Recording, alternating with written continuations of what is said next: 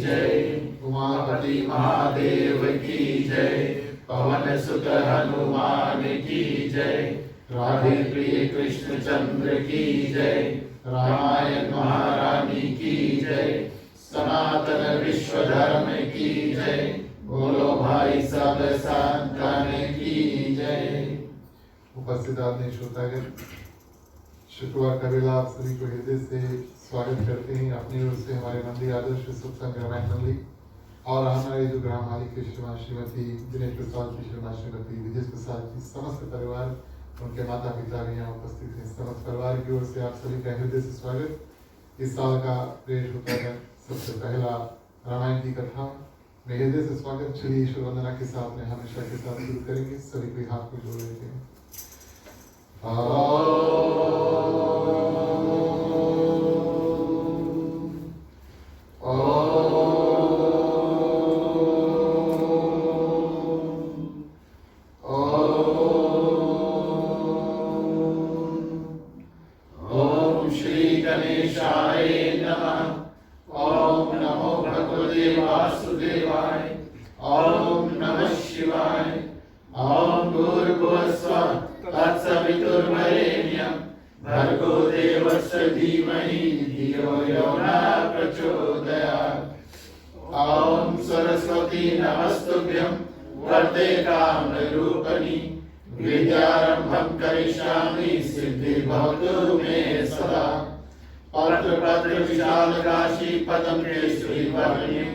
नित्यं पद्मालयं देवी श्यामा पातु सरस्वती। ओम गुरुर्ब्रह्मा गुरुर्विष्णु गुरुर्देवो महेश्वरा, गुरुर्साक्षात् परब्रह्मं तस्मै श्री गुरुवे नमः, तस्मै श्री गुरुवे नमः, तस्मै श्री गुरुवे नमः। ओम तमेव माता च पिता तमेव, त्वमेव बन्धु च सखा त्वमेव, त्वमेव विद्या द्रव्यं तमेव, त्वमेव सर्वं मम देव देव, त्वमेव सर्वं मम देव देव, त्वमेव सर्वं मम देव देव। ओम वासुदेवं सुतं देवं कंसचाणूरमर्दनं, देवकी परमानन्दं श्रीकृष्णं वन्दे जगद्गुरु, श्रीकृष्णं वन्दे जगद्गुरु, श्रीकृष्णं वन्दे जगद्गुरु। ओम शान्तिकारं भुजगशयनं पद्मनाभं सुरेश्वरं, विश्वधारं गगनसदृशं मेघवर्णं शुभांगं, लक्ष्मीकान्तं कमलनयनं योगविद्यानिलयं, वन्दे विष्णुभवभयहरं सर्वलोकैकनाथनं, सर्वलोकैकनाथनं, सर्वलोकैकनाथनं। ओम शन्नो मित्राः श्रवणं, शन्नो भवत्रमं, शन्नो इंद्रो बृहस्पति, शन्नो विष्णुरुक्रमः। नमो ब्रह्मणे नमस्तवाय, तमेव प्रतीक्षं ब्रह्मासि, तमेव प्रतीक्षं ब्रह्मा वदिष्यामि, ऋतं वदिष्यामि, सत्यं वदिष्यामि। तन्मानोतु तत्परमोतु, औतु मानोतु वक्तारम्। ओम शांति शांति शांति। बोलिए सियावर रामचंद्र की जय। चलिए प्रिय श्रोतागण, सभी के सुनने में प्रवेश करते हैं। यही सुमिरत सिद्ध होए मोरे रामा, धन्य नायक करिवर वसना, करम मनोरा सोए मोरे रामा, बोल राज सुन सुन सजना, मोह होए पाताल मोरे रामा, सासु करे गिरवर कहना, सासु सासु दयाल मोरे रामा, रखु रखल करि मन कहना।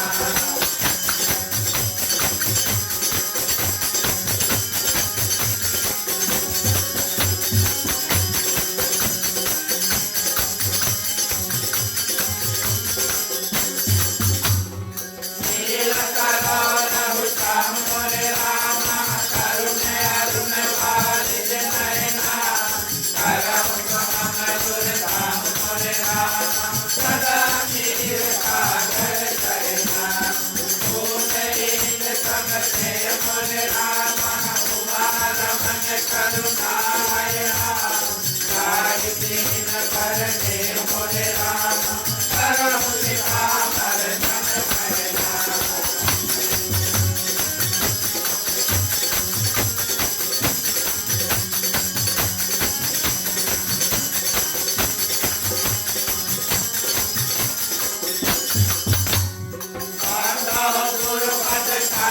मोरे रामा सिकांधी दुनर रूप हरि महा मोह तम पूज मोरे रामा सासु वचन कवि कर चिकरा कांतव मुनि पद कांत मोरे रामा रामायण दिन निर्मय हो सकल सको कल मान मोरे रामा सोच रहित सोचन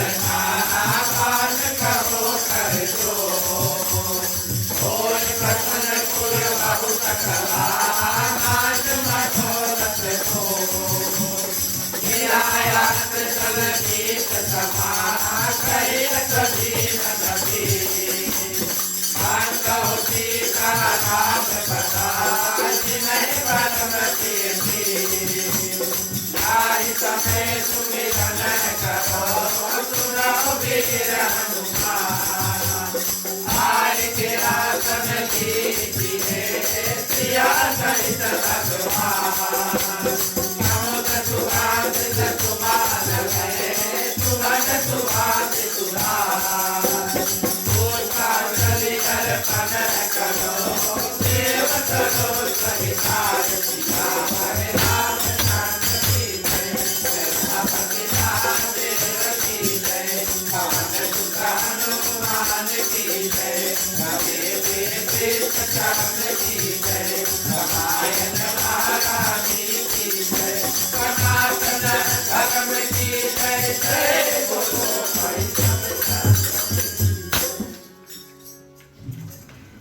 धन्यवाद प्रेष होता है।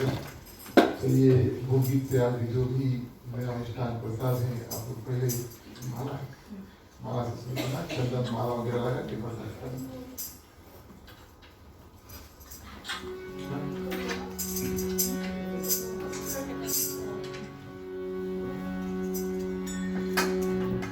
राम रसिया मोरे मन बसिया रुचि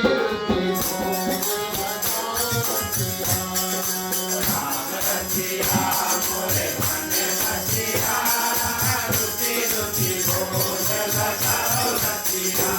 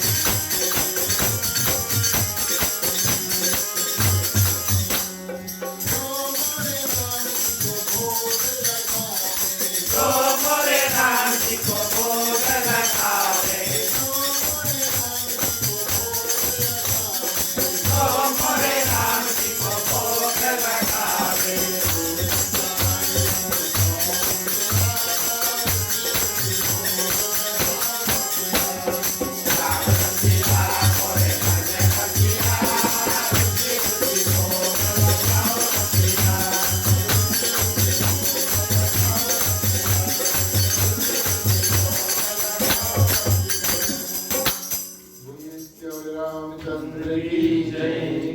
धन्यवाद। प्रिय श्रोतागण, आगे बढ़ते हैं। रामायण महारानी के प्रति छोटी सी आज्ञारी करते हैं। चलिए हवन कुल खेती का करो सबसे पहले।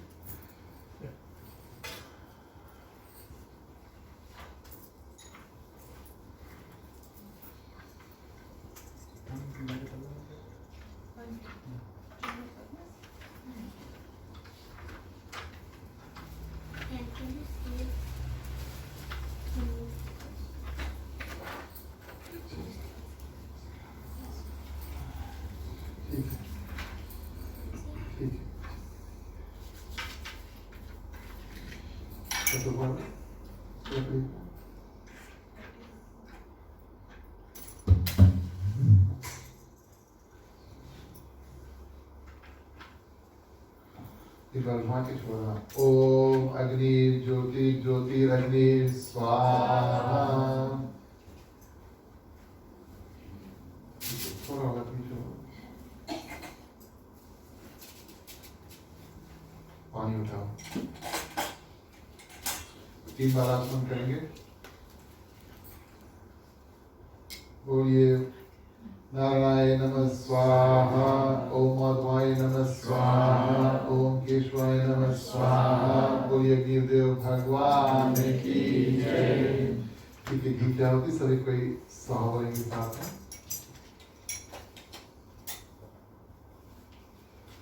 ओम नारायण नमः स्वाहा। ओम माधवाय नमः स्वाहा। ओम केशवाय नमः स्वाहा। ओम गणपतिये नमः स्वाहा।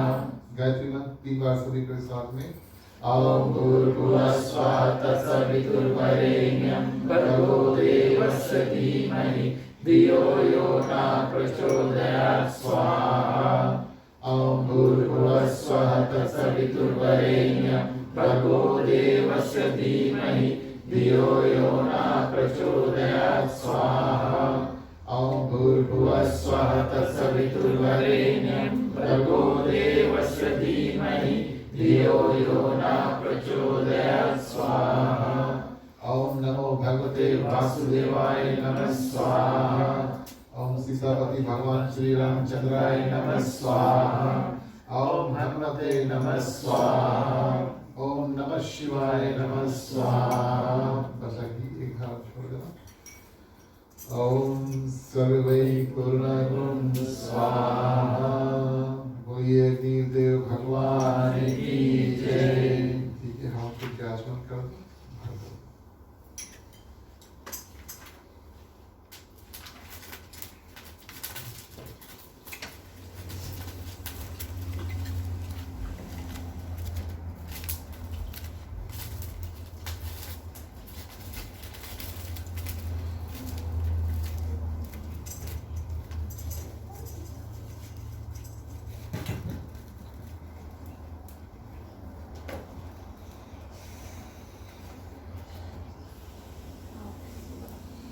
धन्यवाद।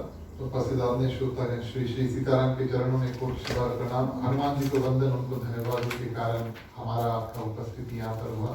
आप सभी जानते हैं हनुमान चालीसा में कहा गया राम दुआरे तुम रखवारे वो आज्ञा बिनु पैसारे।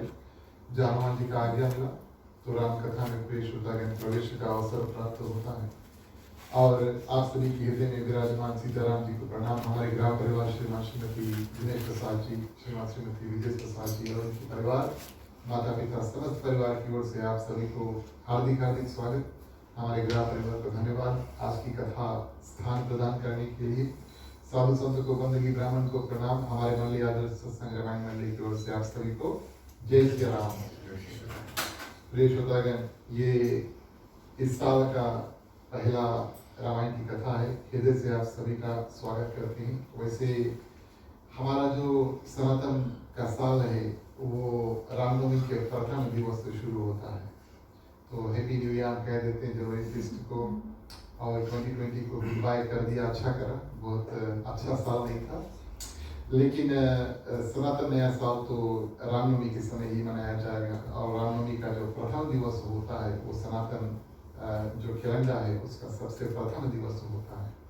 और नंबर मुताबिक देखें तो हमारा सनातन कैलेंडर जो है ईयर है और वेस्टर्न कैलेंडर से थोड़ा आगे ये है, क्योंकि हमारा जो साल होता है थोड़ा छोटा होता है इस कारण से। प्रिय श्रोतागण, आज की कथा हम वहाँ से शुरू करेंगे जहाँ से हमने इसको पहले छोड़ा था। कई दिन हो गए और इस कथा को छोड़े हुए, और हम कथा को अयोध्या कांड में उस जगह पर छोड़े थे जहाँ पर भगवान श्री रामचंद्र जी तो वन में स्थिर हो जाते हैं और उसके बाद में सुमंत आते हैं और राजा दशरथ को परिचय देते हैं। रातों रात राजा दशरथ का देहांत हो जाता है। भरत को बुलाया जाता है और राजा दशरथ का जो अंत्येष्टि क्रिया है उसको भरत द्वारा संपूर्ण किया जाता है। वो सब कुछ रामचरितमानस में हो जाता है। तो एक दिन ऐसा आता है, शुभ दिन देख करके गुरु वशिष्ठ क्या करते हैं, सभा अयोध्या के राजसभा का निर्माण करते हैं। मंत्री इत्यादि सभी को बुलाते हैं और भरत माता इत्यादि को बुलाते हैं और भरत से अनुरोध करते हैं कि अब आपका समय आ गया है अयोध्या के राजगद्दी पर बैठने के लिए। तो पिछले समय हमने जब कथा किया था तो प्रिय श्रोतागण, किस रूप से वहां पर अयोध्या के राजसभा में और बात होता है, गुरुजी बात करते हैं, माताएं बात करती है, उसके बाद में भरत किस रूप से सभी को प्रिय श्रोतागण समझा लेता है। और क्या समझाता है कि अयोध्या की गद्दी पर कौन बैठे कौन नहीं, उससे पहले हमें भगवान श्री रामचंद्र जी के पास मिलने वन को जाना चाहिए, ये बात समझा देता है। प्रिय श्रोतागण, यहाँ पर क्या होता है, रामचरितमानस में अयोध्या कांड में जो मुख्य अभिनेता है, अभिनेता माने एक्टर, मुख्य अभिनेता जो है, मुख्य एक्टर, मेन एक्टर जो है अब बदलते हैं। तो रामचरितमानस में सबसे पहले अगर हम आध्यात्मिक दृष्टि से देखें तो सबसे पहले जो मुख्य एकता यानी मेन एकता है वो भगवान शंकर होते हैं, क्योंकि भगवान शंकर माँ पार्वती के विवाह की कथा सबसे पहले माँ सती, भगवान शंकर, माँ पार्वती इत्यादि का कथा किया तुलसीदास जी ने। उसके बाद में भगवान श्री रामचंद्र जी जब से जन्म लिए तब से भगवान श्री रामचंद्र जी मेन एकता के रूप में, और अब तुलसीदास जी क्या करते हैं, भगवान श्री रामचंद्र जी को वन में स्थिर कर देते हैं। बिल्कुल 13 वर्ष के लिए उनका स्थान बता देते हैं जहाँ पर वाल्मीकि जी ने बताया था आप जाकर के चित्रकूट में वास करना, और वहाँ पर उनको स्थिर कर देते हैं। भगवान श्री रामचंद्र जी 13 वर्ष वहीं पर रहेंगे। गोस्वामी तुलसीदास जी कथा को फिर से मोड़ते हैं और अब भारत को क्या करते हैं, मुख्य अभिनेता यानी कि मेन एक्टर बनाते हैं। बालकांड में अगर हम देखेंगे प्रिय श्रोतागण, तो बालकांड में महात्म इत्यादि में बालकांड के शुरू में भगवान श्री रामचंद्र जी का मुख्य रूप से परिचय करते हैं। भगवान श्री राम कौन है, भगवान के जो नाम यानी कि राम नाम की जो गाने की महिमा है, क्यों गाए और कितना सुंदर नाम है, अर्थ है और प्रिय श्रोतागण मंत्र भी है। तो ये सब गोस्वामी तुलसीदास की परिचय के रूप में भगवान श्री रामचंद्र जी के बारे में बता देते हैं। तब भगवान राम का जन्म होता है। तो बालकांड में सबसे पहले भगवान श्री रामचंद्र जी के बारे में बताया, फिर भगवान श्री रामचंद्र जी का जन्म कराया। लेकिन भारत प्रिय श्रोतागण, उसके बारे में गोस्वामी तुलसीदास जी ने पहले कुछ नहीं बताया, सीधा उसको अगर हम कहें फिल्म में एंट्री अचानक से दे दिया। और कब उनको एंट्री मिलता है, जब वो लौट करके आती है और समाचार उनको मिलता है कि गुरुजी ने बुलाया है, वापस अयोध्या आते हैं। वहां से प्रिय श्रोतागण भारत की जो कथा है वो गोस्वामी तुलसीदास से लिखते हैं। हम आपको बताने की ये कोशिश कर रहे हैं कि गोस्वामी तुलसीदास जी क्या करते हैं, भगवान श्री रामचंद्र जी की जो कथा है अपने मुख से लिखते हैं। भगवान श्री रामचंद्र जी ने क्या किया पहले लिख देते हैं, भगवान श्री रामचंद्र जी चौथे अपने मुख से लिखते हैं। लेकिन भरत प्रिय श्रोतागण क्या क्या करते हैं उसके बारे में जैसे जैसे चौथे हैं वैसे वैसे करते हैं, समझाने के भाव में प्रिय श्रोतागण भगवान श्री रामचंद्र जी की महिमा जो है, भगवान श्री राम कौन है, परिचय रूप में बता देते हैं कि भगवान और सर्वश्रेष्ठ विष्णु भगवान के अवतार है, उसका पूजन इत्यादि करना चाहिए। भरत के बारे में पहले से कुछ नहीं बताया। गोस्वामी तुलसीदास जी ने ये बात बताया नहीं भरत अच्छा है या खराब है, कुछ नहीं बताया, वैसे छोड़ दिया। हमारे और आपके लिए छोड़ दिया प्रिय श्रोतागण, ताकि भरत अपने कर्म और अपने वचन से हमें ये बताए कि वो कौन किस रूप का व्यक्ति है, जिस रूप में अयोध्या में बैठ करके और वो सब राज्यसभा को अपने वाणी से अपने मुख से जो शब्द निकलते हैं मोहित करके भगवान श्री रामचंद्र जी के पास लेकर जाओगे। कहने का भाव ये है कि अपने ही कर्म से प्रेष होतागण सभी कोई खींचे चले आते हैं भरत के पास। और भगवान श्री रामचंद्र जी की गाथा बिल्कुल अलग है। गोस्वामी तुलसीदास जी क्या करते हैं पहले उसके बारे में बता देते हैं, लेकिन भरत का समय आता है तो अपने कर्म से प्रेष होतागण, ना कि वहां पर जितने भी लोग थे अयोध्या में, लेकिन वन में जितने लोग मिलते हैं उसको अपनी ओर खींच लेते हैं। मान लो एक प्रेम का जाल है, और वास्तविक तौर पे प्रेष होतागण गोस्वामी तुलसीदास जी भरत को प्रेम मूर्ति कहते हैं। अन्य रूप से अलग अलग रूप से प्रेम का प्रेष होतागण साक्षात मूर्ति अगर बना दे तो वो भरत होगा। इतना प्रेम था उसको भगवान श्री रामचंद्र जी के प्रति।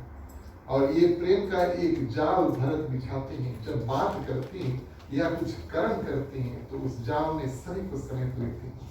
तो प्रेष होतागण इस रूप में क्या होता है, सबको मना करके और अयोध्या के वासी अब बिल्कुल तैयार हो जाते हैं और अयोध्या छोड़कर वन में जाने के लिए भगवान श्री रामचंद्र जी के पास सभी कोई जाना चाहते हैं। जही राखे रघुघर रखवारी, सो जाने ही जन्म गर्दन मारी। अब कहने का भाव गोस्वामी तुलसीदास जी यहाँ पर बताते हैं, जही राखे रघुघर रखवारी, सो जाने ही जन्म गर्दन मारी। मान लो आपके घर में 10 लोग रहते हैं, यहाँ पर शायद 10 लोग होंगे, शायद है ना, चलो ठीक है, क्या बात है। तो मान लो घर पे 10 जन है और वहां पर अगर सबके हृदय में इच्छा है मान लो मंदिर जाने के लिए, और हम कह दे 5 जन से नहीं आज घरे रुकना, आज घर में कोई चोरी करने आएगा घरे देखना, देखिए 5 जन नहीं जा सकते लेकिन वो जाना चाहते हैं। अयोध्या में वही दशा होता है, प्रेष होता है। सभी कोई तो भगवान श्री रामचंद्र जी को वन में मिलना जाना चाहते हैं, कोई अयोध्या में रुकना नहीं चाहता। और जिसके बोल दो कि घरे रुको, यहाँ पर गोस्वामी तुलसीदास जी कहते हैं गर्दन मारा, जैसे गर्दन पे छुरा रख दिया। इस रूप में प्रेष होता है उस व्यक्ति को लगता है जिसको कह दे कि यही अयोध्या में रुक जाओ, कोई यहाँ पर रुकने को तैयार नहीं है, प्रेष होता है। और वहाँ के अयोध्या के लोग गोस्वामी तुलसीदास जी बताते हैं धन्य धन्य है अवधपुरी, धन्य वहाँ के नर नारी, जहाँ राम ने जन्म लियो, धन्य वहाँ के फुलवारी।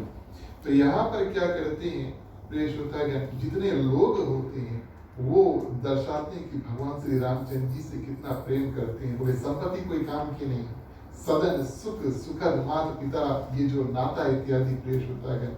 अगर राम पद हमें प्राप्त नहीं हुआ तो कोई फायदा नहीं है जीवन का। इस कारण से सभी कोई भगवान श्री रामचंद्र जी को और वन में मिलना चाहते हैं। ये बात भरत तक पहुंचता है, प्रेष होता है। और भरत फिर आदेश देते हैं कि भगवान श्री रामचंद्र जी हमारे लिए नहीं, अपने लिए नहीं, लेकिन भगवान श्री रामचंद्र जी के लिए यहाँ पर कुछ लोगों को रुकना। अच्छा क्यों रुकना है? बोले अगर हम सब यहाँ से चल देते हैं, सिपाही इत्यादि घर के लोग सब यहाँ से चल देंगे और कोई दुश्मन राजा जो है, निकट का जो राजा है आक्रमण कर दे और अयोध्या के ऊपर आक्रमण कर दे, वहां पर बचाने के लिए कोई नहीं होगा, ना सेना होगा ना लोग होंगे। इस कारण से प्रेष होता है भरत ये अनुरोध करते हैं कि आप लोग कुछ लोग यहाँ पर रुक जाओ, सेनापति इत्यादि रुक जाते हैं और कुछ सेना को भरत को लेकर के प्रेष होता है चलते हैं। और इस रूप में प्रेष होता है भरत क्या करते हैं, जैसे सुबह उठते हैं अयोध्या में जितने मंत्री होते सुमंत इत्यादि सबको क्या करते हैं, कुछ आदेश देते हैं। बोले तिलक का सामान और लेकर चलो, और चतुर मंत्रियों को बुलाकर कहते हैं कि तिलक का सामान ले चलो। वन में ही मुनि वशिष्ठ दुर्वशिष्ठ हमारे साथ होंगे और वन में ही प्रेष होता है भगवान श्री रामचंद्र जी को अयोध्या का राजा यानी कि तिलक लगाना यानी कि अयोध्या का राजा बनाना, वो कार्य हम बनने ही कर देंगे। तैयारी करके प्रिय श्रोतागण और भरत यहाँ से निकलते हैं। कुछ संत ये बात बताते हैं कि, और गोस्वामी तुलसीदास ये बात नहीं बताते, स्पष्ट कर देते हैं, लेकिन कुछ संत ये बात बताते हैं कि भारत एक गद्दी भी बना करके लेकर और वन को जाते हैं। गद्दी बनवा करके, गद्दी उठा करके प्रिय श्रोतागण वन कर लेकर जाते हैं। ये कोई फायदा नहीं हुआ अगर वन ने राजा का तिलक कर दिया लेकिन बैठने के लिए राजा के पास गद्दी नहीं है। इस कारण से न सिर्फ तिलक का सामान और प्रिय श्रोतागण गद्दी इत्यादि सब लेकर जाते हैं, बिल्कुल तैयार है। और तुरंत प्रिय श्रोतागण घोड़े, हाथी, रथ इत्यादि सजा करके सभी को जाते हैं। सभी माताएं, गुरु माता, गुरुदेव नगर के सब लोग रथों को सजा सजा कर चित्रकूट को चल पड़ते हैं। प्रिय श्रोतागण रास्ता शुरू होता है गणपति नंदन, उसके बाद में सभी कोई भगवान श्री रामचंद्र जी का नाम उच्चारण करते हैं। कैसे नाम उच्चारण करते हैं? जैसे प्रिय श्रोतागण हम और आप दूसरे से मिलते हैं और राम राम करते हैं, सभी कोई राम राम सीताराम, राम राम सीताराम करके और प्रिय श्रोतागण अयोध्या में से निकलते हैं। सभी कोई भगवान का ध्यान लगाते हैं, भगवान की खोज में निकलते हैं। चलिए भगवान श्री रामचंद्र की स्तुति में प्रवेश करते हैं, फिर कथा आगे बढ़ाएंगे। बोलिए श्री रामचंद्र की जय। श्री रामचंद्र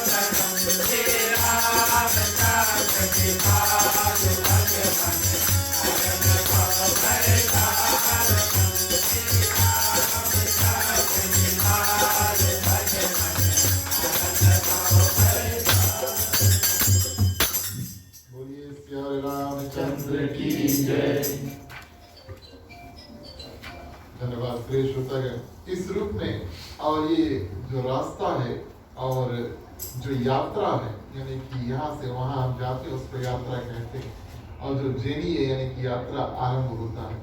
प्रिय श्रोतागण ये वास्तविक तौर पे एक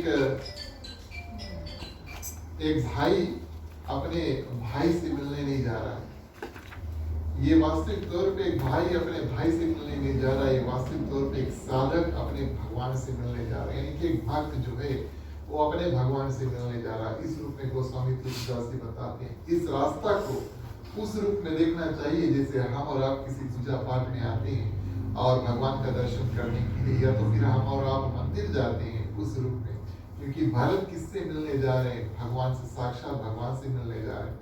इस कारण से गोस्वामी तुलसीदास जी कई बार बताते हैं और इस यात्रा में कि साक्षात भगवान से मिलने जा रही है, कोई साधारण यात्रा नहीं। तो सबसे उत्तम यात्रा जो है हमारे जीवन में, सबसे उत्तम, हम काम पे जाते हैं, मिलने किसी और से जाते हैं, दोस्त इत्यादि के घर पे, लेकिन सबसे उत्तम रास्ता जीवन में वो बताया गया है जब हम भगवान से मिलने के लिए जाते हैं। कभी मंदिर इत्यादि अपने पूजा घर में जाते हैं और किसी पूजा पाठ में जाते हैं, वो जीवन का सबसे उत्तम यात्रा होता है। तो प्रेष होता है और मन में ऐसा विचार है कि श्री सीताराम जी को हृदय में धारण करके और माँ सीता के बारे में सोचते हैं और भरत प्रेष होता है और शत्रुघ्न और क्या करते हैं, भरत जी एक निर्णय निकालते, एक डिसीजन बनाते। बोले भगवान श्री रामचंद्र जी पैदल गए थे, आप सभी जानते हैं, सुमंत निषाद राज के गांव तक, और प्रेष होता है भगवान श्री रामचंद्र जी को रथ पर लेकर गया था। और जब गंगा पार हुआ उसके बाद में भगवान श्री रामचंद्र जी क्या करते हैं, पैदल चल देते हैं और सुमंत रथ लेकर के वापस आ जाता है। और सुमंत आकर के भारत से ये बात कहता है कि गंगा पार भगवान श्री रामचंद्र जी ने किया और वहां से पैदल हो गया। तो भारत सोचते हैं अपना जो यात्रा है हम शुरू से पैदल चलने की आरंभ करें, यानी कि शुरू से ही हम क्या करें, रथ पे नहीं बैठे, घोड़ा हाथी इत्यादि पर नहीं बैठे, हम भी पैदल ही चले। तो प्रेष होता गया। क्या हुआ, भरत सबसे आगे, अब समाज में प्रेष होता गया, सबसे बड़ा जो भाई होता है वही भरत है, भरत शत्रुघ्न अयोध्या में। तो आगे, सबसे आगे जाकर के भरत और शत्रुघ्न क्या करते हैं, पादुका निकाल के और प्रेष होता गया पहन के उसको और पैदल चलने लगते हैं। जितने लोग प्रेष होता गया रथ पर थे, घोड़े हाथी पर थे, अयोध्या के जो समाज था, अब देखते हैं कि भारत पैदल चल रहा है। इस कारण से क्या करते हैं, वो सब भी उतर के और भारत के साथ प्रेष होता है पैदल चलने लगती हैं। माँ कौशल्या को ये बात पता चला, माताएं थोड़ी पीछे रथ में पालकी में बैठ कर आ रही थी और धीरे धीरे बात आता है कि भरत अब पैदल चलने लगा है। तो माँ कौशल्या को ये बात पता चला तो भरत को अपने पास बुलाया और उनसे पूछा क्या हुआ। तो भरत उनको समझाते हैं कि मुझे, मेरे जब बड़े भाई अगर वन में पैदल चल सकते हैं तो उसका छोटा भाई क्यों नहीं चल सकता। लेकिन प्रेष होता गया, माँ कौशल्या क्या करती है, भरत को ये बात समझाती है कि अगर आप पैदल चलेंगे तो आपके साथ में जो पूरा प्रजा वो भी पैदल चलेगा। अगर आप पैदल चलेंगे तो हम भगवान श्री रामचंद्र जी के पास देर में पहुंचेंगे। पैदल जाइए तो देरी में पहुंचिए ना, गाड़ी इत्यादि होगा या कोई प्रकार का सवारी होगा तो आप जल्दी पहुंच जाएंगे। ये कह करके माँ कौशल्या क्या करती, भरत को समझाती और कहते हैं कि लोग जब पैदल चलेंगे वो थक जाएंगे, बीमार इत्यादि पड़ जाएंगे, और सभी के हृदय में यह भावना है कि भगवान तक पहुंचे। आप पैदल चलेंगे, इस कारण से इसमें से कुछ लोग अवश्य होंगे जो भगवान श्री रामचंद्र जी तक शायद नहीं पहुंच पाएंगे। तो माँ कौशल्या क्या करती है, प्रेष होता है और समझाती है। और भरत क्या करते हैं, वापस प्रेष होता है घोड़े पर रथ पर बैठ करके चल देते हैं। जाते जाते क्या करते हैं, प्रेष होता है रास्ते में ये बात सोचते हैं कि मैंने जो निर्णय लिया, मान लो हम पूजा पाठ इत्यादि करते हैं तो पंडित जी जब आएंगे तो सबसे पहले वो संकल्प कराएंगे। पूजा शुरू हुआ, प्रथम गणपति पूजा इत्यादि करके फिर प्रमुख देवता का जो पूजा से शुरू करने से पहले पंडित जी संकल्प इत्यादि करा करके तब फिर पूजा आगे बढ़ाएंगे। तो भरत ने प्रेष होता है संकल्प तो कर लिया कि हम पैदल यहाँ से जाएंगे, लेकिन वो संकल्प पूरा नहीं हो पाया। गोस्वामी तुलसीदास जी बताते हैं, अन्य संत इस कथा के बारे में बताते हैं कि साधक जब कभी कोई प्रकार का संकल्प कर ले, उसको पूर्ति होने तक प्रेष होता है उसको प्रदर्शित नहीं करना चाहिए, यानी कि दिखाना नहीं चाहिए। अब भरत चल रहे हैं और इस बात के बारे में सोच रहे हैं कि मैंने सोचा था कि मैं पैदल जाऊंगा, लेकिन इसमें मैं असफल रहा। वापस मैं रथ पर प्रेष होता है बैठकर चल दिया। तो गोस्वामी तुलसीदास जी बताते हैं ये भरत की यात्रा में सबसे प्रथम विघ्न होता है कि उसका जो संकल्प था कि वो पैदल चल के जाए और प्रेष होता है, वो संकल्प जो है वो पूरा नहीं हो पाया। भरत को भगवान श्री रामचंद्र जी से मिलने के रास्ते में ये प्रथम विघ्न था। 3 विघ्न आते हैं। कोई भी साधक है जो भगवान से मिलने के लिए जाता है वो आसानी से भगवान तक पहुंच नहीं पाता है। भगवान तक पहुंचने के रास्ते में कई कठिनाई है और ये भरत का सबसे प्रथम जो कठिनाई प्रेष होता है मिला कि उसने जो हृदय में भावना रखा कि हम पैदल जाएंगे, उस भावना का पूर्ति नहीं हो पाया।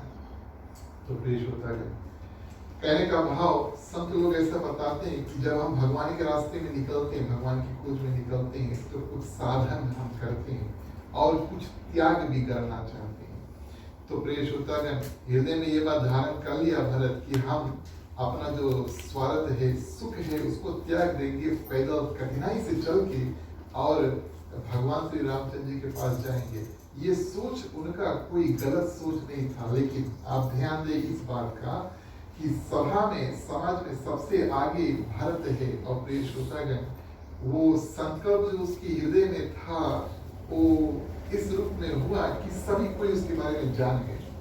गोस्वामी तुलसीदास जी बताते हैं और अन्य संत भी बताते हैं कि जब भरत अपना त्याग जो है वो प्रदर्शित कर देते हैं, सभी को दिखा देते हैं, यानी कि सभी को प्रेष होता है दिखा देते हैं और इस रूप में उस रास्ता में उसको फिर एक विघ्न प्राप्त हुआ। कहने का भाव, हृदय में कुछ धारण किया, जब तक उसको करने का समय ना आ जाए या सही रास्ता नहीं मिले, उसको हृदय में गुप्ती रखा जाए। संत बताते हैं 4 ऐसा वस्तु है, युक्ति, तप, मंत्र और योग। प्रेष होता है अगर गुप्त रहे तब फल प्रदान करते हैं। मानो कोई, आपको 1-2 उदाहरण देते हैं, मानो कोई अधिक पढ़ाई कर रहा है तो प्रेष होता है ज्यादा पढ़ाई कर रहा है और परीक्षा में यानी कि टेस्ट में अच्छे मार्क लाना चाहते हैं, वो उसका एक साधन हुआ और हृदय में वो धारण कर लिया, अपने बैठ के पढ़ो, ये नहीं कि गांव में डंका बजा द्वारे बहुत भारी पड़ता है, ऐसा नहीं करना चाहिए। जो आपका काम है आप युक्ति निकाल के करते हैं, आप करो, फल प्रेष होता है जब मिले तब खुशी हो और तब सभी से बताने में योग्य भी होता है, लेकिन अभी से शुरू कर दिया ये बात उचित नहीं। दूसरा बात बताते हैं तब, अगर आप किसी प्रकार का तपस्या करते हैं यानी कि मंत्र या तो फिर मंत्र का जाप करते हैं या तो फिर योग इत्यादि करते हैं, प्रेष होता है अपने मन, शरीर और स्वास्थ्य का देखभाल करना चाहते हैं और उस रास्ते में प्रेष होता है अपना जो भावना उसको जब तक पूर्ति नहीं हो जाए तब तक किसी को बताना नहीं चाहिए। एक उदाहरण हम आपको देते हैं, अगर आप संकल्प करना चाहते हैं कोई पूजा इत्यादि करना, आप पूजा करना चाहते हैं तो जब तक उस पूजा को आप ठान नहीं लेते हैं तब तक तीसरे और चौथे व्यक्ति को बताने की आवश्यकता नहीं। अगर तीसरे और चौथे व्यक्ति को बताया तो क्या होता है, प्रेष होता है आपके पूजा करने का जो रास्ता है उसमें विघ्न प्राप्त होगा, देर होगा या तो ना ही हो पाए। इस कारण से कहते हैं कि कुछ ऐसे संकल्प होते हैं जो हृदय में धारण करो। तो भरत ने सोचा, अब रास्ता तो लंबा है, भरत ने सोचा मुझे क्या अलग यानी कि डिफरेंटली करना चाहिए। तो भरत ने सोचा कि अगर मैं पैदल चलना चाहता था, हमें ये चाहिए था कि पूरा समाज उसको पहले आगे भेज दो, सबको पहले आगे भेज दो, पीछे से मैं पैदल आता। अगर मैं आगे था इस कारण से सबने मुझको देखा और मैं अपना जो संकल्प लिया था पैदल जाएंगे ये पूरा नहीं हुआ। मुझे ये करना चाहिए था कि मैं सबके पीछे और अपना भेष बदल के, ठीक है, अपना भेष बदल के पैदल धीरे धीरे चलते आता। तो ये हुआ प्रेष होता है यात्रा का शुरुआत। चलिए चौपाई में प्रवेश करते हैं और देखते हैं। सबसे पहले जैसे भगवान श्री रामचंद्र जी विषादराज से होते हैं, भरत भी विषादराज से होते हैं।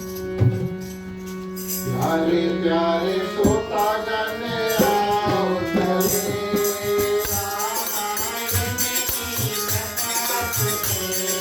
प्यारे प्यारे सोता गने आओ चले, रामायण की कथा सुने। प्यारे प्यारे सोता गने आओ चले, रामायण की कथा सुने।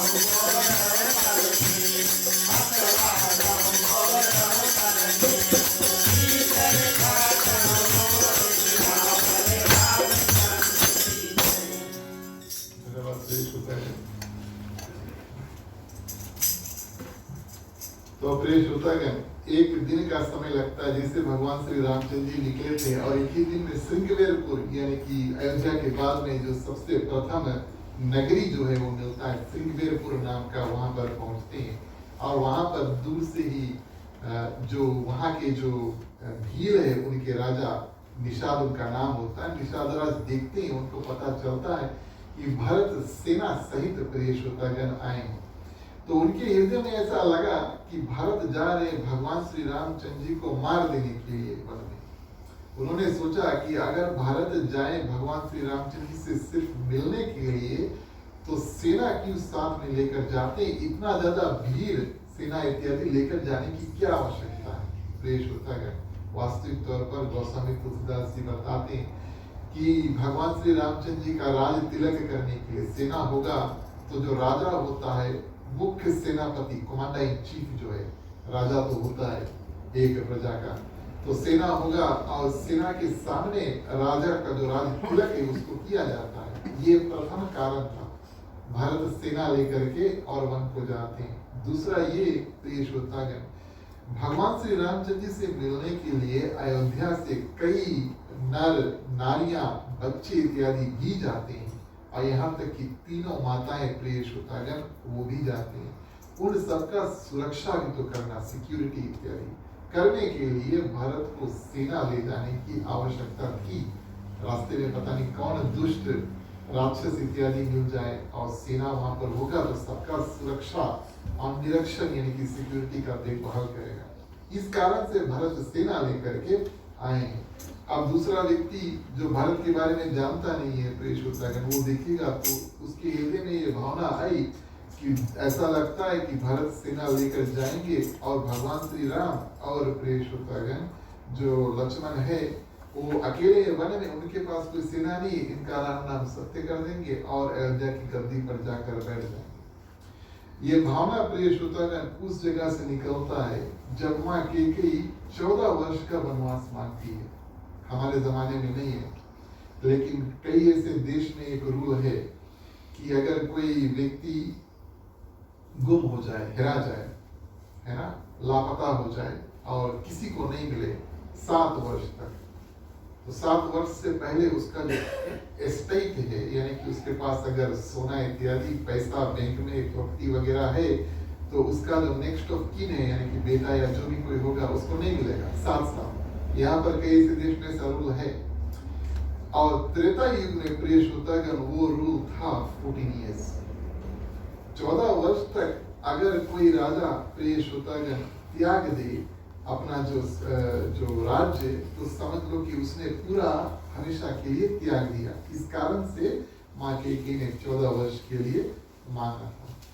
और प्रिय श्रोतागण, द्वापर में था 13, इस कारण से दुर्योधन क्या करते हैं, 12 वर्ष का वनवास और 1 वर्ष का अज्ञातवास। तो इस कारण से प्रिय श्रोतागण, जो निषाद राज होते हैं सोचते हैं कि भारत इंतजार नहीं करेंगे 14 वर्ष, पता नहीं भगवान श्री रामचंद्र जी आए नहीं आए, बोले 21 साल में जा करके उनका राम नाम सत्य कर देते, हृदय में यह भावना बैठता है। यहाँ पर प्रिय श्रोतागण, एक प्रश्न उठता है कि निषाद राज भगवान श्री रामचंद्र जी के बड़े होने पर प्रथम मित्र होते हैं, बेस्ट फ्रेंड। बचपन में हमारे और आपकी तरह भगवान श्री रामचंद्र जी के पास बचपन के मित्र होते हैं, चाइल्डहुड फ्रेंड्स। लेकिन हमारे और आपकी तरह हमारे जो बचपन के मित्र होते हैं, कुछ कुछ प्राइमरी स्कूल में खो जाते हैं, कुछ कुछ हाई स्कूल में खो जाते हैं, और कुछ कुछ यहाँ आकर के खो जाते हैं। फिर हम बड़ा होकर के क्या करते हैं, नए मित्र को बनाते हैं। और उस रूप में नए मित्र के रूप में, यानी कि भगवान श्री रामचंद्र जी के विवाह के बाद में नए मित्र के रूप में सबसे प्रथम मित्र, पहला मित्र निषाद राज बनता है। और प्रथम मित्र होने के कारण निषाद राज को भगवान श्री रामचंद्र जी अपने हृदय में बहुत बड़ा स्थान देते हैं। मित्र प्रिय श्रोतागण सुग्रीव भी बनते हैं और मित्र विभीषण भी बनते हैं, लेकिन निषाद राज का स्थान प्रिय श्रोतागण कहीं बड़ा होता है। उदाहरण के तौर पर हम बताएं, भगवान श्री रामचंद्र जी माँ सीता का जब राज अभिषेक हुआ 14 वर्ष के बाद में अयोध्या गए, दोनों अयोध्या की गद्दी पर बैठे।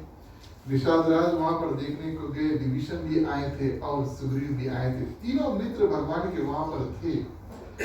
तो प्रिय श्रोतागण, जब सब लौटकर जाने लगे तो ये अब अयोध्या के राजा भगवान श्री रामचंद्र जी का कर्तव्य है कि कोई पुरस्कार अपने मित्र को दे, भेंट इत्यादि। निषाद राज को प्रिय श्रोतागण भगवान श्री रामचंद्र जी ने कुछ नहीं दिया, और सुग्रीव और विभीषण को सोना इत्यादि दे करके भेज दिया। निषाद राज को कुछ दिया नहीं, उल्टा मांगा। अब क्या मांगा, बोले आप मित्रों में से हमारे सबसे करीब है, एक ही दिन का रास्ता है निषाद राज का और अयोध्या का। बोले आप जब मन में आए हमारा दर्शन करने के लिए जल्दी से आ जाओ। और सुग्रीव है, विभीषण है तो बहुत दूर है, बोले सबसे नीचे आप है, आप अगर उल्टा मांग लेते। कहने का भाव, भगवान श्री रामचंद्र जी के हृदय में प्रिय श्रोतागण और निषाद राज का स्थान बहुत बड़ा है।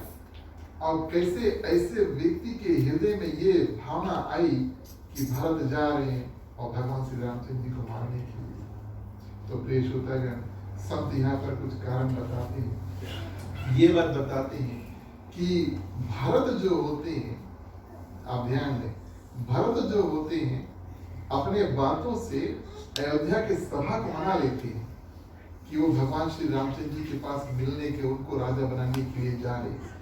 लेकिन रास्ते में जितने लोग मिलेंगे, निषाद राज मिलेंगे, वन के वासी मिलेंगे, ये कोई भरत के ऊपर भरोसा नहीं करेगा। तो क्या ऐसा किया जाए, किस रूप से भरत जैसे अयोध्या वासी के दिल जीत लेते हैं, वैसे निषाद राज के भी दिल जीत ले, क्या किया जाए।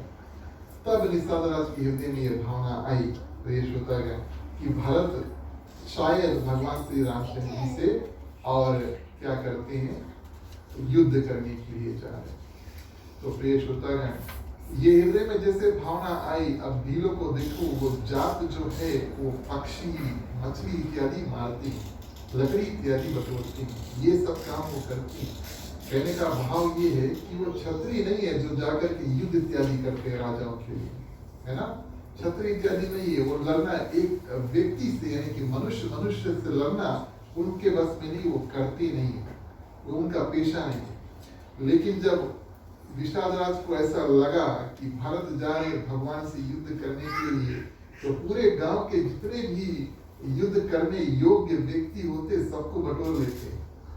बताते हैं जितना नौका है, अब आप ध्यान दें, गंगा पार करके भगवान श्री रामचंद्र जी के पास जाना, सबसे पहले बताते हैं थोड़ा पानी में सब नौका डुबा दो ताकि कोई क्रॉस नहीं कर पाए, ये बात बताते हैं। दूसरा बात बताते हैं जो घाट है, कुछ कुछ जगह ऐसा है जो आप क्या कर सकते हैं, पैदल ही चल सकते हैं, है ना। पानी कम हो जाता है, पैदल इस पार से उस पार जा सकते हैं, नौका की आवश्यकता नहीं। बोले वहां पर कुछ सैनिक लगा दो ताकि कोई पार नहीं कर पाए। और कहते हैं कि जितने बचे कुचे लोग जो युद्ध कर सकते हैं, ये एक समय है कि भगवान श्री रामचंद्र जी के लिए अपना जो जीवन है उसको दान कर दो, युद्ध करके मर जाओ, लेकिन भरत को वहां पर भगवान श्री रामचंद्र जी के पास पहुंचने नहीं देना। देश होता है और इस रूप में सबको क्या करते हैं, अलग अलग रूप के हथियार देते हैं और सबसे कहते हैं ये बात कि ध्यान देना, आप भगवान श्री रामचंद्र जी के लिए युद्ध करने जा रहे हो, राम नाम जपते रहना, नाम जपते रहो, काम करते रहो। काम क्या है? युद्ध करना। भगवान श्री रामचंद्र जी का नाम लेते रहना, युद्ध करते रहना। और अगर युद्ध में शहीद हो गए, अगर मृत्यु हुआ, तो आपको भगवान श्री रामचंद्र जी का धाम मिलेगा, इसमें 100% गारंटी है। निषाद राज प्रेष होता है इस रूप में सभी के और क्या करते हैं, उत्साहित करते हैं, अलग अलग रूप से प्रेष होता है कि अब भगवान श्री रामचंद्र जी के लिए युद्ध करने का समय आ गया है। और ऐसे प्रेष होता है तैयारी किस रूप से करते हैं। भील जाति हमने आपसे बताया, अपने आप में वो युद्ध नहीं करते, वो तो पक्षी को मारते, चिड़िया इत्यादि को, मछली इत्यादि को। और प्रेष होता है भगवान को बचाने के लिए, लेकिन अपना जो जीवन है उसको दांव पर लगाने के लिए तैयार है। तो प्रेष होता है घाट को रोक लेते हैं। और जो विषाद राज है सभी से कहते हैं, कई ऐसे कारण है जो युद्ध करना चाहिए। हम युद्ध करेंगे और मरेंगे, गंगा तट के नजदीक हम मरेंगे और भगवान राम और माँ सीता का नाम लेकर के प्रेष होता है अपना शरीर को त्यागेंगे। इससे उत्तम हमें कोई स्थान मिलने वाला नहीं है। हम नीच जाति के हैं, विषादराज कहते हैं, भील जाति के हैं, और भगवान तक पहुंचने का ये सबसे उत्तम रास्ता हमें आज मिला है कि भगवान को, भरत को भगवान से पहुंचने तक रोको, और हमें भी मुक्ति का रास्ता मिल गया। और सबको ये बात बताते हैं प्रेष होता है। और मैं स्वामी के काम के लिए रण में लड़ाई करूंगा और 14 लोगों को अपने यश से उज्जवल कर दूंगा। और अगर हमने सही कार्य किया, 14 लोक में प्रेष होता है हमारा नाम उज्जवल हमेशा रहेगा। और रघुनाथ जी के निमित्त प्राण हम त्याग देंगे और सबको उत्साहित कर देते हैं। और इस प्रकार से श्री राम जी के लिए प्राण समर्पण का निश्चय करके निषाद राज क्या करते हैं, विषाद से रहित हो जाते हैं और निष्ठा कर लेते हैं, डिसीजन बना लेते हैं हमें युद्ध करना है। और अपने जितने भी वहां पर सिपाही होते हैं सबको तैयार करते हैं, अलग अलग रूप से सबको भगवान श्री रामचंद्र जी का नाम बताते हुए नाम जपते रहो, लड़ते रहना। और सब अपना अपना जो हथियार है प्रेष होता है वो तैयार करते हैं, कवच इत्यादि पहनकर, सिर पर लोहे का टोपी रख के, फरसे और भाले तथा बर्छी, आप सभी को जानते हैं ना, लकड़ी जो होता है, पोंटर लकड़ी होता है, बर्छी इत्यादि सब तैयार कर लेते हैं। और इस रूप में प्रेष होता है सभी को युद्ध करने के लिए, जिसके पास तलवार था वो तलवार लेकर और युद्ध करने के लिए प्रेष होता है तैयार है। और न सिर्फ तैयार है, हंसी खुशी से, वो जैसे बानर सेना थी भगवान श्री रामचंद्र जी के, और युद्ध में उछलते थे, कूदते थे बंदर के रूप में, वैसे यहाँ पर आज निषाद राज के जो भील जाति के जो पुरुष होते हैं युद्ध में इतने उत्साहित हो जाते हैं युद्ध करने के लिए। युद्ध हुआ नहीं, लेकिन युद्ध करने के लिए इतने उत्साहित हो जाते हैं कि वो पृथ्वी में से और कूदने लगते हैं, आकाश में कूद कूद कर उछल रहे हैं, इतना उत्साहित हो जाते हैं। और अपना अपना जो साज है, समाज है, लड़ाई का सामान इत्यादि बनाकर और निषाद राज की जय जयकार करते हैं, भगवान श्री रामचंद्र जी का जय जयकार करते हैं। और सब सुंदर योद्धाओं को देख करके प्रेष होता है सभी को युद्ध के लिए बिल्कुल तैयार हो जाते हैं। तब वहां पर एक शगुन का कार्य होता है और कोई छींकते हैं, बोले युद्ध करते समय अगर कोई युद्ध के लिए या कोई ऐसे लड़ाई इत्यादि का कार्य करने के लिए जाता है और कोई एक बार छींक दे तो समझ लो अच्छा शगुन है। इसका ये मतलब नहीं कि जाकर युद्ध करो, इसके मतलब युद्ध को रोको। तो एक बूढ़ा व्यक्ति वहां पर होता है जो प्रेष होता है, बूढ़ा होता है, उनके पास ज्ञान होता है, उनके पास अनुभव होता है, एक्सपीरियंस होता है। और उनसे निषाद राज सलाह करते हैं, क्या सलाह करते हैं चौपाई के माध्यम से देखेंगे। बोलिए श्री रामचंद्र की जय।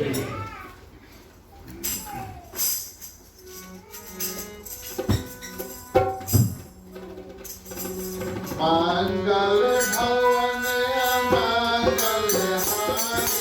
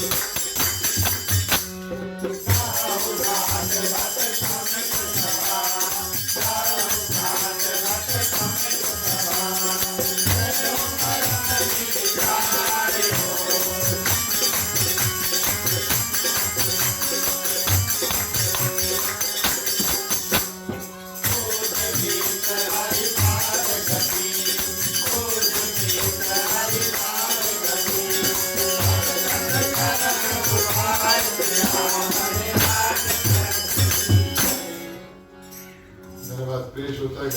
हमने आपसे भारत को भगवान से जाने के रास्ते में 3 विघन के बारे में बताया था। प्रथम विघन ये था कि भारत का जो संकल्प था पैदल चलने के लिए पूरा नहीं हुआ।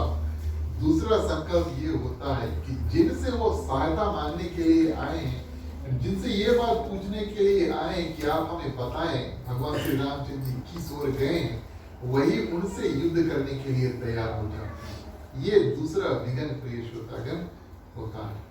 और यहाँ पर प्रिय श्रोतागण, जब कोई छीनता है, और आप ध्यान दें इस बात का कि भीड़ जो जाती है उनमें ज्यादा जो सामाजिक ज्ञान है और सांसारिक दृष्टि उनमें है, लेकिन युद्ध कब करें, युद्ध कैसे करें, उनमें ये ज्ञान नहीं है। वो तो बस सीधा चल देते युद्ध करने के लिए। वास्तविक तौर पे आप सभी जानते हैं, रामायण महाभारत हमें ये बात बताती है कि युद्ध शुरू करने से पहले एक एम्बेसडर को यानी कि दूत को भेजो, और दूत पहले जाएगा, रावण से बात करेगा, या जैसे भगवान श्री कृष्ण दूत के रूप में दुर्योधन से जाकर बात करते हैं, पहले बातचीत करो।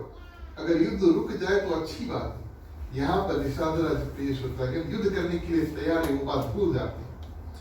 तब प्रिय श्रोतागण वहां पर एक बूढ़ा व्यक्ति होता है, उनसे बताते हैं कि पहले आप जाओ और भारत का जो नियत है उसको जानो कि भारत किस कारण से आए, उसके बाद में युद्ध करना है तो फिर करना है, लेकिन पहले जाओ पता लगाओ कि भारत कौन कारण से यहाँ पर आए, ना कि युद्ध करके युद्ध करने लगो। निषादराज को ये बात अच्छा लगा, बोले हाँ बात तो ठीक है, पहले जान ले पड़ी कि क्यों भारत आ रहे। और क्या करते हैं प्रिय श्रोतागण, जाते हैं और सोचते हैं कि भारत के हृदय में भगवान श्री रामचंद्र के प्रति प्रेम है या दुष्ट भावना है, या तो प्रेम है या तो दुष्ट भावना है, इसको हम किस रूप से और पहचाने। तो फिर वही बूढ़ा व्यक्ति बताते हैं कि भारत का परीक्षा लिया जाए, और परीक्षा के परिणाम प्रिय श्रोतागण हम युद्ध करें। तो यहाँ पर निषादराज भील जितने लोग वहां पर होते हैं विचार करते हैं कि किस रूप से हम भारत की प्रेम की परीक्षा जो टेस्ट करें, किस भावना के साथ वो भगवान श्री रामचंद्र जी के पास जा रहे हैं। इतना उनमें ज्ञान है प्रिय श्रोतागण कि सच्चा प्रेम जो होता है वो सात्विक गुण, सात्विक भावना लेकर आती है। आप जानते हैं हमारे पास 3 प्रकार के गुण होते हैं, सत्वगुण, रजोगुण और तमोगुण। और प्रिय श्रोतागण, एक 3 गुण में से एक सत्वगुण ही वो गुण है जो हमें भगवान को करीब लेकर जाता है। तो भारत के हृदय में कितना सत्वगुण है भगवान तक पहुंचने के लिए, और किस भावना के साथ में जा रहे हैं, अब इसका परीक्षा लिया जा रहा है। और प्रिय श्रोतागण क्या करते हैं निषादराज, 3 प्रकार के आहार यानी कि खाने के वस्तु 3 टोकरी में 3 प्रकार के आहार धर देते हैं। एक टोकरी में पशु पक्षी, हमने आपसे बताया वो पशु पक्षी मारने वाले व्यक्ति होते हैं निषादराज, और जो निषाद जो जात होता है, तो एक टोकरी में पशु पक्षी रख देते, जानवर इत्यादि रख देते, दूसरा में हमने आपसे बताया मछली भी मारते, दूसरा में मछली रख देते, और तीसरा में प्रिय श्रोतागण क्या करते हैं, फल और फूल धर देते। तो फल और फूल प्रिय श्रोतागण और ऐसे वस्तु है जो हम खाते हैं, हमें किसी प्रकार का गुस्सा, क्रोध, मद, लोभ इत्यादि प्रकट नहीं करता। ये फल और फूल की भावना है, यानी कि सतो गुण है, ये गुण है फल और फूल का। बचे कुचे जो वस्तु है प्रिय श्रोतागण, ये रजोगुण और तमोगुणिक वस्तु है। इस कारण से पूजा पाठ के समय हम गोश्त इत्यादि खाना बंद कर देते, मांस इत्यादि नहीं खाते। तो सतोगुणिक खाना जो है, सात्विक खाना जो है, उसको खा करके हम पूजा पाठ इत्यादि करते हैं। तो इस रूप से निषाद राज ने क्या किया, 3 टोकरी में मछली, जानवर और फल फूल आखिरी में ले करके और चलते हैं भरत को भेंट देने के लिए। तो ऐसा निर्णय करके जाते हैं कि अगर भारत ने जानवर लिया या तो फिर मछली लिया, समझ लेना कि ये युद्ध करने की भावना में आए हैं, उनके हृदय में ऐसा अनुमान लगा। और अगर फल फूल ले लिया तो प्रिय श्रोतागण समझ जाना कि ये भगवान से मिलने के लिए जा रहे हैं। और इस रूप में प्रिय श्रोतागण निषाद राज चलते हैं। दूर से प्रिय श्रोतागण निषाद राज ने गुरु वशिष्ठ को देखा। गुरु वशिष्ठ को देख करके पहचान लिया, क्यों? क्योंकि भगवान श्री रामचंद्र जी जब आए थे तो उनसे बताया था कि भरत आएगा। आप ध्यान दें इस बात का, भगवान श्री रामचंद्र जी ने निषाद राज से बताया था कि भगवान श्री रामचंद्र जी ने कहा कि भरत आएंगे, सब भी हमारे पीछे पीछे आएंगे, लेकिन ये बात नहीं बताया किस कारण से आएंगे। इस कारण से यहाँ पर निषाद राज थोड़ा असमंजस में पड़ जाते हैं, अच्छे भावना के साथ में है या बुरे भावना के। ये भी बताया था कि साथ में गुरु वशिष्ठ भी आएंगे। कैसे? तो गुरु वशिष्ठ को देख करके पहचान जाते हैं, दूर से प्रणाम कर लेते हैं। भीड़ जो जाते हैं यहाँ पर, गुरु वशिष्ठ यहाँ पर है, तो प्रिय श्रोतागण और चरण छूने की और मिलने की तो बहुत दूर की बात है। वो थोड़े चिकने व्यक्ति थे, अपना अपना जो डिस्टेंस से मेंटेन करना चाहिए ना, कुछ कुछ ब्राह्मण ऐसे होते हैं, दूर से ऐसे कर दिए, आशीर्वाद दे दिए, तो दूर से आशीर्वाद दे दे तो पैर छूने की आवश्यकता नहीं है, ऐसा होता। चलो ठीक है। तो प्रिय श्रोतागण अब निषाद राज जब दूर से गुरु वशिष्ठ को देख लेते हैं, गुरु वशिष्ठ उनको देखते हैं। गुरु वशिष्ठ ने जब देखा तब जान जाते हैं कि निषाद राज कैसे, क्योंकि सुनंत जाते हैं और सुनंत गुरु वशिष्ठ की ये बात बताते हैं कि हमने एक रात जो है और निषाद राज के यहाँ पर रुका था। गुरु वशिष्ठ जब पहचान जाते हैं तो बगल में भरत उनके होते हैं, भरत को समझाते हैं कि ये जो व्यक्ति है ये भगवान श्री रामचंद्र जी के मित्र है निषाद राज। भरत ने जैसे सुना कि ये मित्र है, सब कुछ छोड़ करके दौड़ कर आकर के प्रिय श्रोतागण और निषाद राज को गले से लगा लेते। भरत को ये कोई भावना है नहीं कि जाति छोटा है, पतला मोटा, कुछ भी है। वो जाकर के जैसे हम और आप अपने मित्र से जुड़ते हैं, जाकर के बिल्कुल गले लगा लेते हैं निषाद राज का, सभी को जय जयकार करते हैं। अब निषाद राज सबसे पहले प्रिय श्रोतागण अपना जो परीक्षा है वो आगे ढलता है। क्या परीक्षा? 3 टोकरी मछली, जानवर इत्यादि और फल फूल।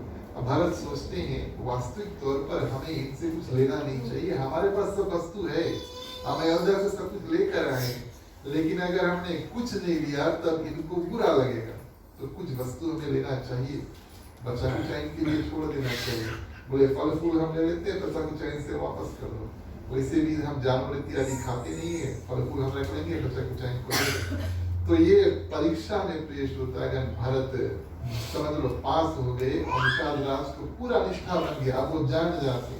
और वैसे भी प्रिय श्रोतागण जैसे निषाद राज, वो समय तुलसीदास जी बताते हैं, जैसे निषाद राज आकर के और भरत को गले लगाते हैं, निषाद राज को ऐसा लगता है कि वो भगवान श्री रामचंद्र जी को गले लगा रहे हैं, और भरत को भी ऐसा लगता है कि वो भगवान श्री रामचंद्र जी को गले लगाते हैं। ये एहसास होता है, दोनों जान जाते हैं और प्रिय श्रोतागण कि भरत सही भावना के साथ में भगवान श्री रामचंद्र जी के पास जा रहे हैं।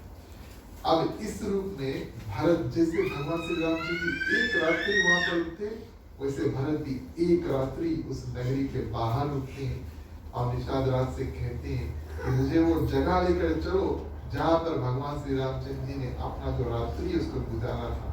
देखिए वनवास के माध्यम से भगवान श्री रामचंद्र जी निषाद राज के नगर में, घर में इत्यादि नहीं जाते, वो नगर के बाहर ही रहते हैं। तो भरत पूछते हैं कि कहाँ पर भगवान रुके थे, और पेश होता है निषाद राज लेकर जाके।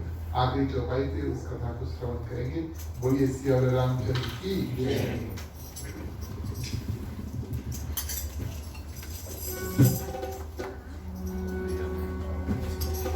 मैया मोरी पार लगाना, मैया मोरी पार लगाना, राम हो राम। मैया मोरी पार लगाना, मैया मोरी पार लगाना, राम हो राम।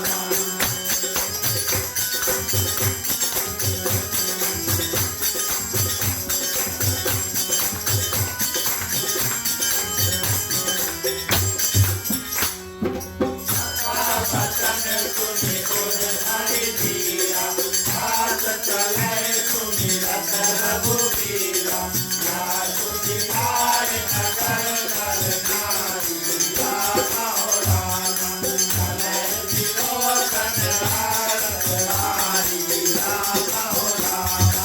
मैया मोरी पार लगाना, राम हो राम। मैया मोरी पार लगाना, राम हो राम।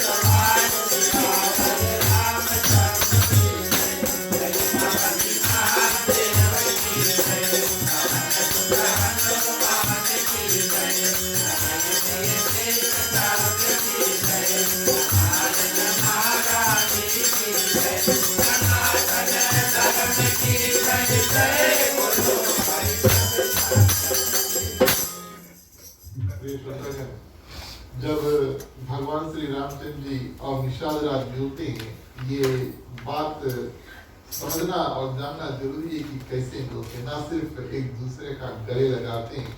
गोस्वामी तुलसीदास जी बताते हैं, राम राम कही और राम भगवान श्री रामचंद्र जी का नाम लेकर के दोनों मिलते हैं। गोस्वामी तुलसीदास जी वहां पर लिखते हैं, राम राम कही दे जे जुमुहाही तिनहि न पाप पुंज समझाही।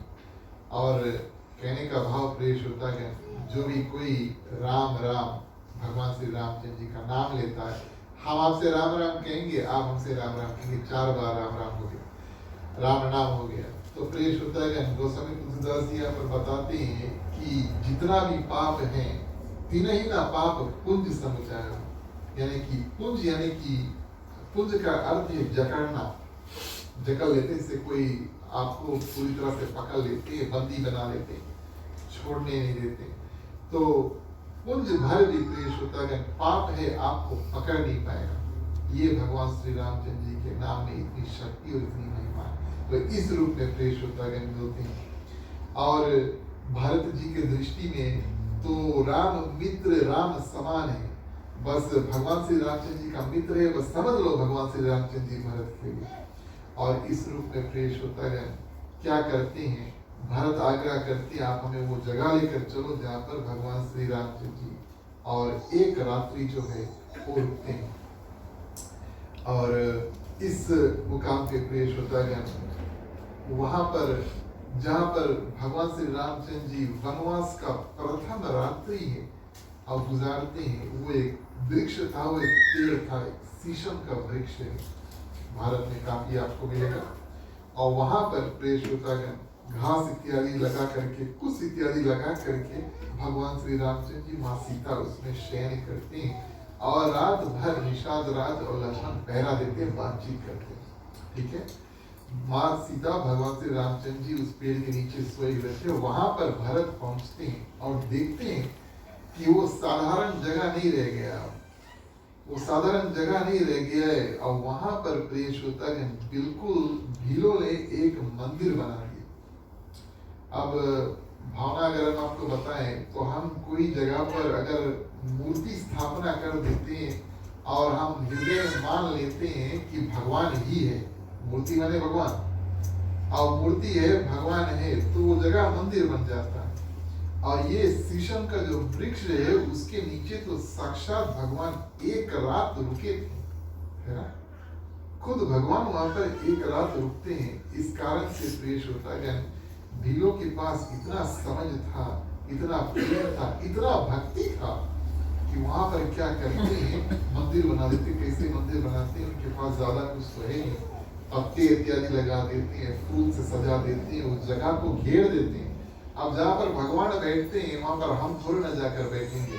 भारत में आप कई मंदिर में जाओगे तो आपको मूर्ति आपको दूर से हेलो हाय करने को मिलेगा। आप मूर्ति को छूना बहुत दूर की बात है, आप देख लिया तो अच्छा बात है। इतना मंदिर इतना बिजी है कि आप शायद मूर्ति का दर्शन भी नहीं कर पाएंगे। और कोई मूर्ति समय पर खुलता है। बताने की भावना ये कि जब भगवान को हम एक जगह पर स्थापन कर देते हैं तो हमारा स्थान वहां पर नहीं रहता। इस कारण से कोई भी भीड़, कोई भी निशान वहां पर जाकर के पेड़ के नीचे नहीं बैठ पाए, वो मंदिर बन जाता है, उसको घेर देते हैं। वहां पर भरत जाते हैं और प्रेष होता है, रोते हैं और अपनी जो भाग्य है उसको बहुत पूछते हैं। तो निषाद राज क्या करते हैं, उनको समझाते हैं, बड़े सुंदर रूप से निषाद राज उनको समझाते हैं, उनको तैयार करते हैं, क्योंकि अगले दिन भगवान श्री रामचंद्र से जाकर मिलना है। प्रेष होता है कथा रूप हमने आपसे बताया कि 3 विघ्न जो है वो भरत को रास्ते में मिलते हैं। तो हम आपको आखिरी विघ्न के बारे में बता देते हैं संक्षिप्त में, फिर आज की कथा को अंत करेंगे, नहीं तो ये छूट जाएगा। और अगली बार कथा शुरू करेंगे तो इसी कथा से फिर आगे बढ़ेंगे। लेकिन प्रथम विघ्न ये होता है प्रेष होतागण, जो भरत अपने हृदय में भावना लेकर आया है कि हम पैदल चलेंगे, पूरा नहीं होता। दूसरा निषाद राज इत्यादि प्रेष होतागण बिल्कुल तैयार हो जाते हैं युद्ध करने के लिए, भरत को रोकने के लिए। और तीसरा प्रेष होतागण इंद्र भगवान जब देखते हैं कि जैसे जैसे भरत रास्ते में आता है सबको अपने तरफ खींच लेता है, इतना प्रेम है भरत के पास कि वो प्रेम के जाल में सबको फंसा कर जा रहा है। इंद्र भगवान को ऐसा लगता है हृदय में कि अगर वो भगवान राम तक पहुंच जाए तो शायद वो भगवान राम को वापस अयोध्या लेकर चलते। प्रेम ये वस्तु है प्रेष होतागण कि वो खींच करके शायद भगवान श्री रामचंद्र जी को वापस लेकर चलते। इस कारण से ये भावना लेकर के और जो इंद्र भगवान होते हैं और देवताओं के गुरु बृहस्पति जी के पास जाते हैं कि किसी प्रकार से हमें प्रेष होतागण भरत को रोकना होगा। गुरु बृहस्पति जो होते हैं उनको यही सलाह देते हैं भरत को रोकने को सोचना भी नहीं, बहुत बुरा हाल होगा। लेकिन कहने का भाव ये है कि भरत के रास्ते में तीसरा विघ्न है जो और देवताओं के माध्यम से आता है। 3 विघ्न उनके रास्ते में मिलते हैं। अगली बार की कथा में विस्तार पूर्वक इस विघ्न के बारे में बताएंगे। और जैसे जैसे भगवान श्री रामचंद्र जी जाते हैं सबसे पहले निषाद राज से मिलते हैं, उसके बाद में जाकर के भरद्वाज मुनि से मिलते हैं प्रयागराज में, गंगा जमुना सरस्वती का मिलन। ठीक है, वहां पर प्रयागराज का दर्शन करते हैं, नहाते हैं और भरद्वाज मुनि से मिलते हैं, अत्रि माता से मिलते हैं। उसके बाद में वाल्मीकि जी के आश्रम जाते हैं, तब फिर भगवान के पास पहुंचते हैं। हम लोग भी जाइए तो सबसे पहले मंदिर में पंडित जी मिलेंगे, तब भगवान के दर्शन मिलेंगे। इसी रूप में भरत भी बस ऐसे ऐसे जाकर के भगवान तक पहुंचता है। तो जो रास्ता भगवान ने अपनाया वही रास्ता पर भरत जाते। जिन संतों से भगवान ने मिला वही रास्ता भरत प्रेष सब संतों से मिलेगा। हम समय का ध्यान देंगे। आज की कथा को यहीं पर हम समाप्त करते हैं। आपने बड़ा ध्यान से सुना। हम जानते थोड़ा कठिन होगा, कुछ दिन बाद हमने कथा किया, लेकिन कोई बात नहीं, आपने बड़े सुंदर रूप से सुना। आरती का समय आता है, चलिए इस तरीके खड़ा हो जाए, बारी बारी हम करेंगे और यहाँ पर देवी रामायण की जो आरती उसको करेंगे। बोलिए श्री रामचंद्र की।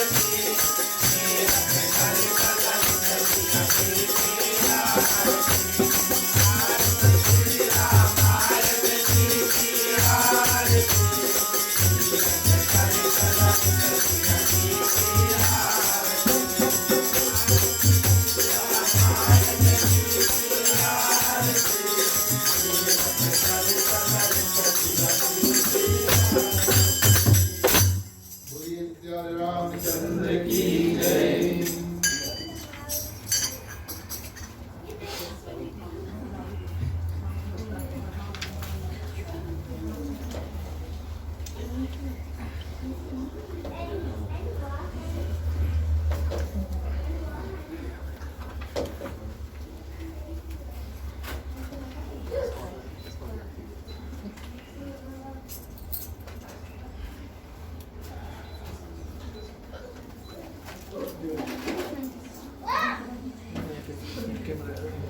तुम्ही हो माता पिता, तुम्ही हो बंधु सखा, तुम्ही हो जो खिल सके ना वो फूल हम हैं, तुम्हारे चरणों के धूल हम हैं। दया की दृष्टि सदा ही रखना, तुम्ही हो बंधु सखा, तुम्ही हो साथी, तुम्ही सहारे, कोई न अपना सिवा तुम्हारे। तुम्ही हो नैया, तुम्ही खेवैया, तुम्ही हो बंधु सखा, तुम्ही हो बंधु सखा, तुम्ही हो बंधु सखा, तुम्ही हो।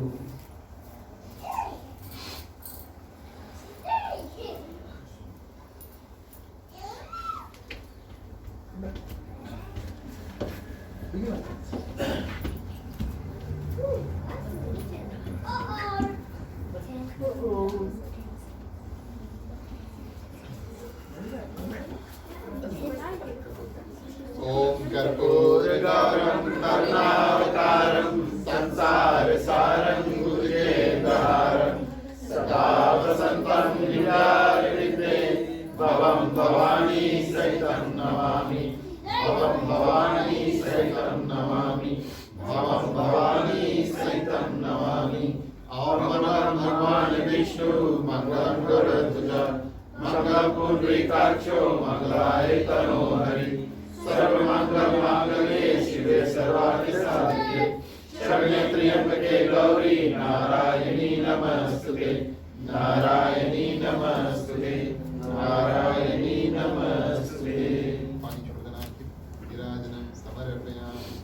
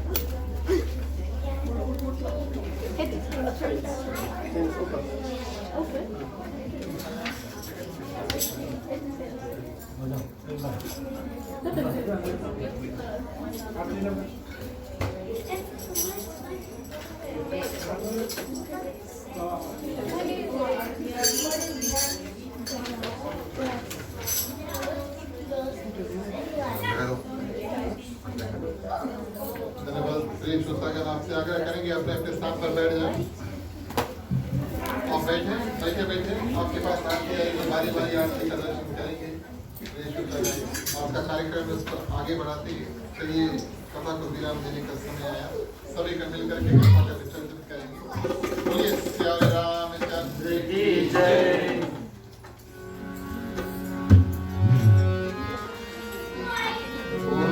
ओम नमः शिवाय नमः।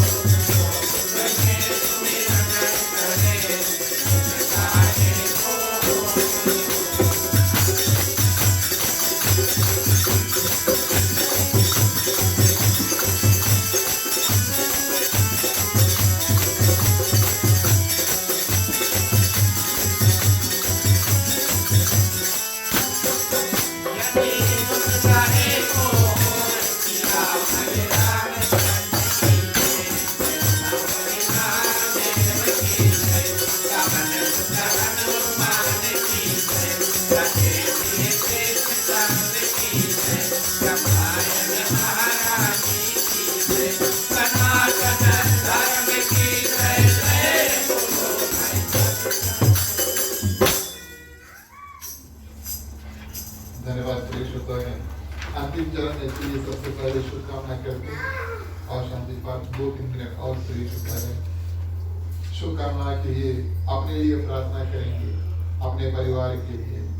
जितने जंतु हैं पृथ्वी पर प्रिय श्रोताओं, चलते हैं, उड़ते हैं, तैरते हैं, सभी के लिए प्रार्थना करेंगे। खास तौर से जो भी कोई दुख तकलीफ में है, पीड़ा में है, बीमार है इत्यादि प्रिय श्रोतागण, भगवान से प्रार्थना करेंगे थोड़ा थोड़ा शक्ति सबको प्रदान कर देना। सब कोई हम और आप अपने अपने दुख से पार पा सके भगवान से मांगते हैं। मांगने का वक्त आता है, इस कारण से अपने अपने हाथों को खोल लेते हैं।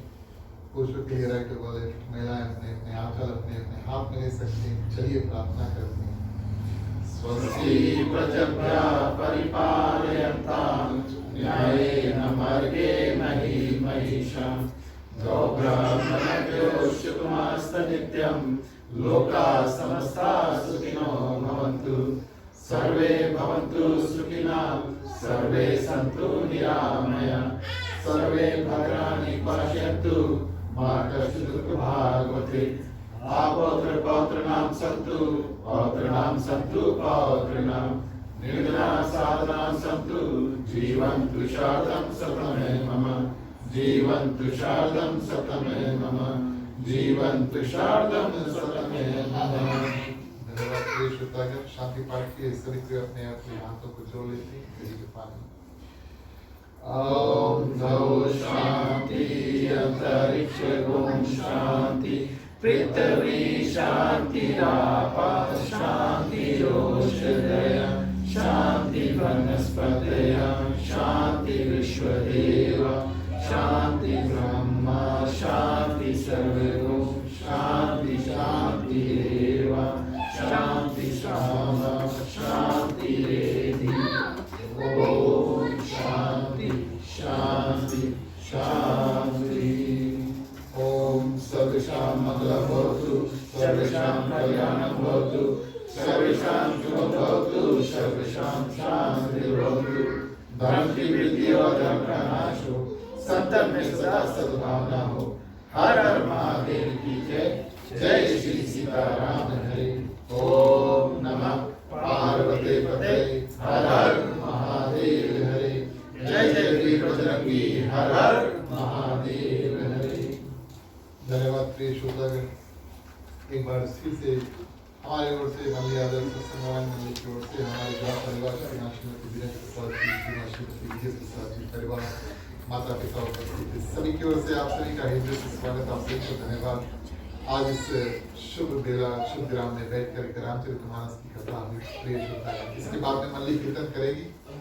आप जो लोग हमारे साथ में गाना चाहते हैं आकर आगे बैठ जाए शुरू से, और जो लोग सुनना चाहते हैं सुन सकते हैं। प्रसाद का वितरण होगा, महाप्रसाद का वितरण होगा। जो लोग प्रिय श्रोतागण महाप्रसाद करेंगे उसके बाद में और मुख्य श्रोता को धन्यवाद देकर के और आशीर्वाद देकर के जाए। चलिए मुख्य श्रोता को पंचांग करते हैं। राम कहे सुख रूप दे कृष्ण कहे दुख जाय महिमा महाप्रसाद की पावन भोग लगाए।